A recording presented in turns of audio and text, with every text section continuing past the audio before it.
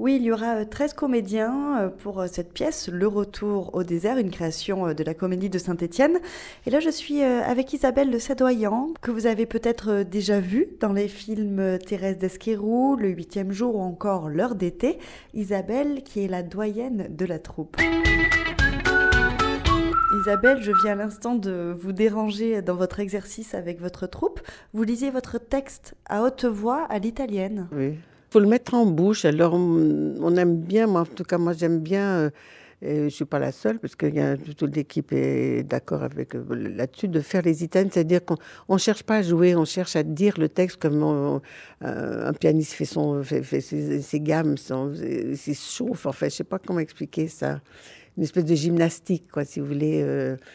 Pour l'avoir en bouche, pour respirer comme ci, comme ça.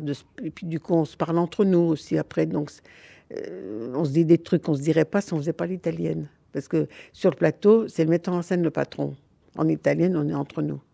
Donc on avance aussi comme ça pour la mémoire aussi du texte. Parce que là, c'est un texte, on ne peut pas tellement... Moi, je ne sais pas inventer. Si j'ai un trou de mémoire, j'ai plus qu'une envie, c'est de rentrer chez moi. Je ne sais pas inventer. Alors c'est ma panique et la mémoire. Donc, quand on fait l'italienne, il y a forcément quelque chose de mécanique qui sort, même si vous avez une faiblesse mentale, il y a la mécanique qui est là. Ça peut vous sauver du trou de mémoire. À chaque fois que vous jouez un nouveau spectacle, c'est le même processus. Vous apprenez le texte, puis après vous vous mettez dans le personnage. Ça dépend des metteurs en scène, c'est très varié, ça dépend du temps de répétition qu'on sait qu'on va avoir. Je sais pas comment expliquer, c'est jamais pareil, moi je trouve. C'est jamais pareil. Chaque metteur en scène a sa personnalité, sa façon. C'est le chef d'orchestre, hein. Donc on ne sait pas comment il travaille, tout ça, il faut s'adapter, tout ça. En même temps, amener son expérience si on en a une, amener une naïveté aussi, parce que si on a trop d'expérience, ça ne va pas non plus. Il faut être innocent, quoi, si vous voulez. Et j'ai eu de la chance de travailler avec des très, très, très grands metteurs en scène.